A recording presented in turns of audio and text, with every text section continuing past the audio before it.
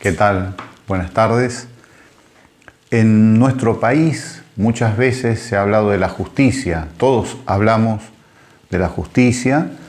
Alguna vez nos hemos enterado que algún inocente fue condenado injustamente y eso nos da temor. Nos da temor porque pensamos que en algún momento nos pudiera alcanzar a nosotros y ser condenados injustamente. Otras veces hemos visto que hay personas que son culpables de delitos que han salido en libertad. Y eso subleva nuestro corazón. Queremos indudablemente que se haga justicia, que la persona que ha cometido un delito sea condenada como corresponde. Y muchas veces hemos hablado de eso, seguramente hemos cuestionado la justicia en nuestro país, y esto ocurre también en otras partes del mundo. Nos hemos enterado de personas que han pasado años condenados y otras personas que siendo culpables han salido en libertad. Miren, hoy tendríamos que hacernos una pregunta cada uno de nosotros. ¿Cuál es su situación procesal delante de Dios? Usted que pide que se haga justicia, ¿cuál es su situación procesal delante de Dios? ¿Cómo es su condición delante de Dios? Mire, yo le voy a leer un pasaje bíblico que le va a describir cuál es su condición procesal delante de Dios. Está en el libro de Levítico, en la palabra de Dios, en la Biblia. Dice así el capítulo 5, versículo 17. Finalmente, si una persona pecare o hiciere alguna de todas aquellas cosas que por mandamiento de Jehová no se han de hacer, aún sin saberlo, a sabiendas, es culpable y llevará su pecado. Acá la palabra de Dios nos dice cuál es nuestra situación delante de Dios. Describe que hay mandamientos de Dios acerca de aquellas cosas que no hay que hacer y también de aquellas cosas que hay que hacer. Y la palabra de Dios nos dice que si una persona peca o hiciera alguna de aquellas cosas que por mandamiento de Dios no se han de hacer, aunque no lo sepa,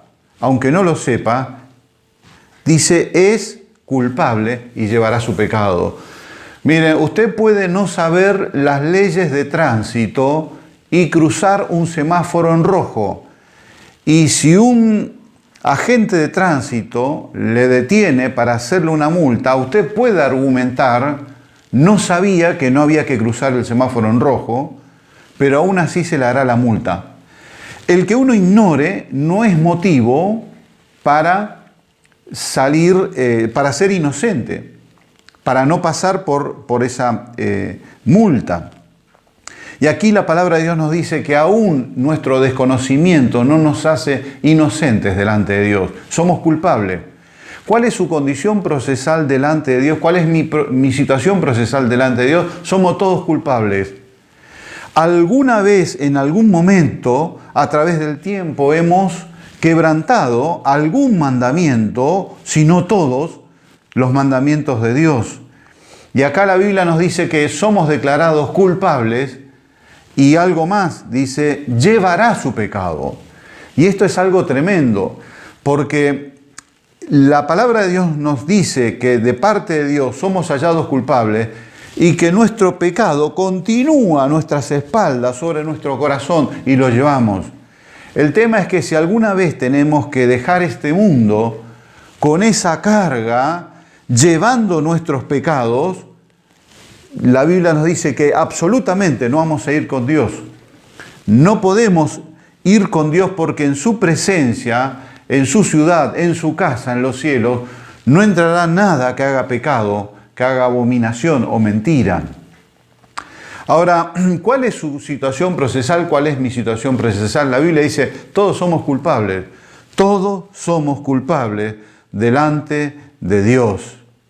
Ahora, fíjense qué notable, porque hay un versículo en la Escritura donde dice, en Nahum capítulo 1, versículo 3, dice que Dios no tendrá por inocente al culpable. En su juicio que Él va a ejecutar, no tendrá por inocente al culpable. No pasa por alto la culpabilidad. No son Dios no es como los jueces humanos que muchas veces pasan por alto la culpabilidad del hombre y lo absuelven. Ni tampoco es como aquellos jueces que condenan al inocente. Fíjense qué notable, porque el título de nuestra meditación en este día es Inocente y culpables. Ya hemos declarado por la Escritura, de parte de Dios, cuál es nuestra condición procesal delante de Dios. Somos culpables. El tema es que no hay ninguno inocente. Ninguna persona es inocente delante de Dios, porque todos hemos quebrantado sus mandamientos y llevamos nuestro pecado. Y el gran problema es que si llegamos a dejar este mundo llevando nuestro pecado, no vamos a ir con Dios. Ahora, hay un versículo en el capítulo 7 del libro de Hebreos, donde la Biblia nos describe que hay un inocente. Hay un inocente en este mundo. Existió, vivió acá en la tierra y todavía existe un hombre que fue inocente. Y ese hombre es Jesucristo. Fíjese lo que la palabra de Dios dice acerca de Él. Porque tal sumo sacerdote nos convenía, santo, inocente, sin mancha, apartado de los pecadores y hecho más sublimes que los cielos. Nos dice la palabra de Dios que este hombre es inocente, santo. Este hombre que era Dios hecho hombre, cuando Dios tiene que examinar su vida desde su nacimiento, toda su vida acá en la tierra, hasta el momento en que Él fue a la cruz, una de las características de Él es que fue inocente. Nunca transgredió ninguno de sus mandamientos, ninguno de los mandamientos de Dios. Ni en palabra, ni en intención, ni en deseo, ni en mirada. Nunca fue hallado en él nada de que se le pueda acusar. Fue inocente. Los hombres lo declararon inocente.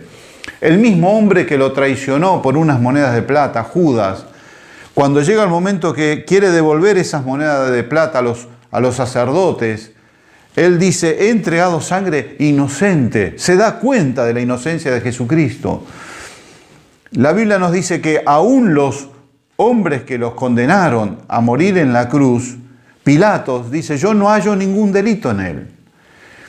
Los sacerdotes judíos de ese momento, ellos no le acusaron por ninguna falta que él haya cometido, sino que llegaron a la conclusión que era conveniente que un hombre muriera y no que toda la nación muriera por causa de que muchos del pueblo lo estaban siguiendo a él. Dice, es conveniente, el sumo sacerdote en ese momento dice, es necesario que este hombre muera, que lo matemos a él y no que la nación que lo sigue a él, vengan los romanos y destruyan nuestra nación. Ellos dicen, este hombre es inocente, no había nadie de que lo acusara. El mismo diablo, dice el Señor Jesucristo, el mismo diablo vino y dice, él no encuentra nada en mí. Y la descripción que Dios hace acerca de él es, este hombre es inocente.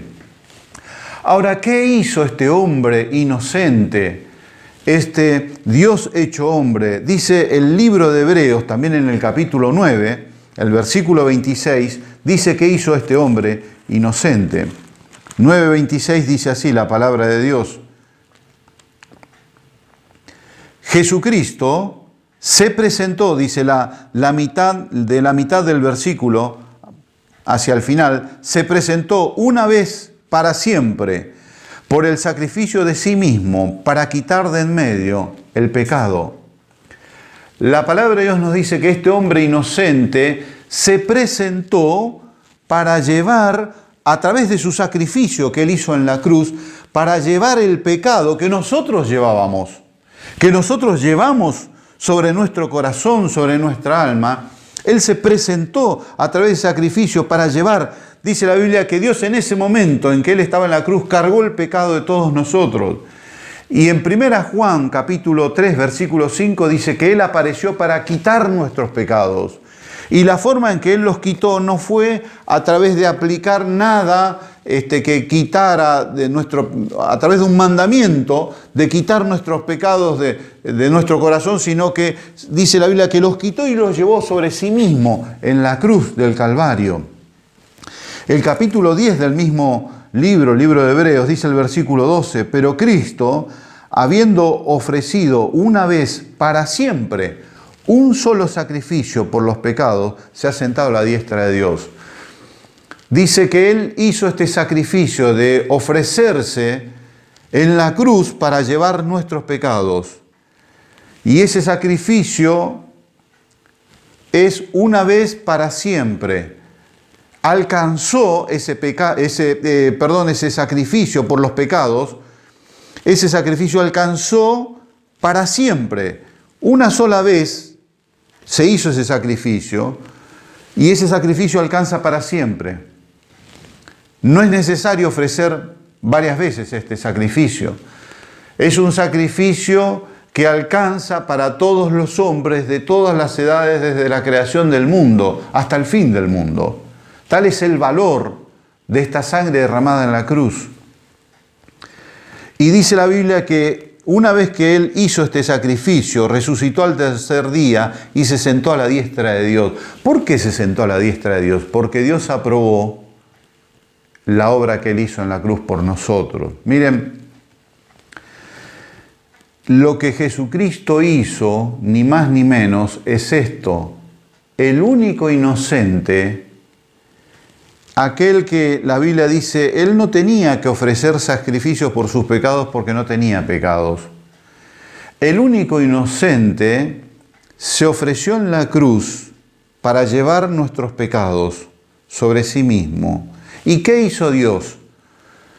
Dios al único inocente lo declaró culpable de nuestras maldades, para que nosotros los culpables recibiéramos la inocencia de ese que murió en la cruz y Dios nos atribuya esa inocencia y fuésemos declarados justos delante de Dios, como si nunca hubiéramos pecado. El inocente y los culpables. El inocente cargó con el pecado de los culpables para que los culpables, nosotros, fuésemos declarados inocentes. Miren, concluyo con un versículo que dice allí mismo en el libro de Hebreos, capítulo 7, versículo 25. Dice que Jesucristo puede también salvar perpetuamente a los que por Él se acercan a Dios, viviendo siempre para interceder por ellos. Él puede regalar una salvación perpetua, una salvación por la cual la persona recibe el perdón de sus pecados y Dios lo declara inocente. Ese hombre que era culpable, usted y yo, si nos acercamos a través de Jesucristo, confiando en Él, en la obra que Él hizo en la cruz, Dios nos declara inocentes. Nos salva perpetuamente, para siempre. Es un perdón perpetuo para toda la eternidad. Desde el momento que confiamos hasta toda la eternidad, somos declarados inocentes, somos salvos perpetuamente.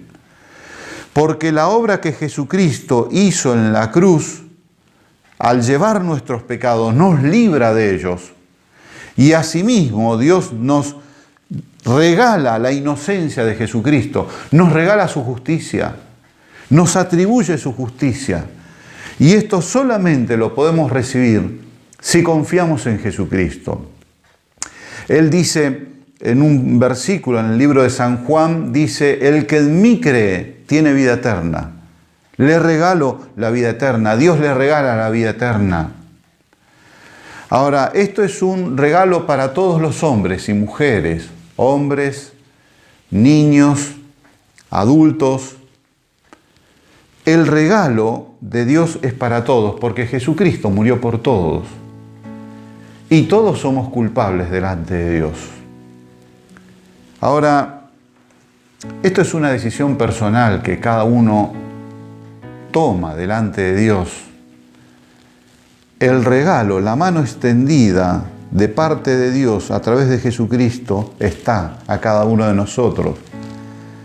Dice, muchos son llamados, pocos escogidos, dice el Señor Jesús.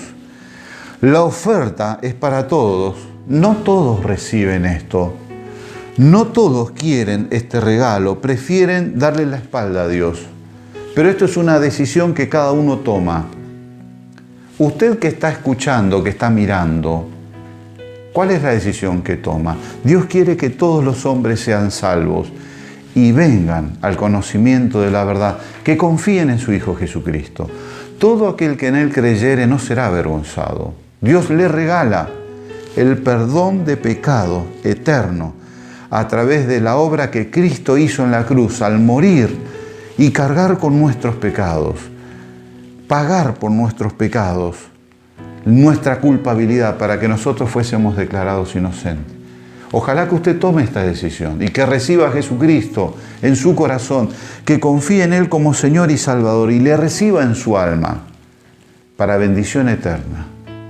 Ojalá puedan esta noche, en esta tarde, en esta noche, en este día, recibir esto de parte de Dios. Dios le bendiga.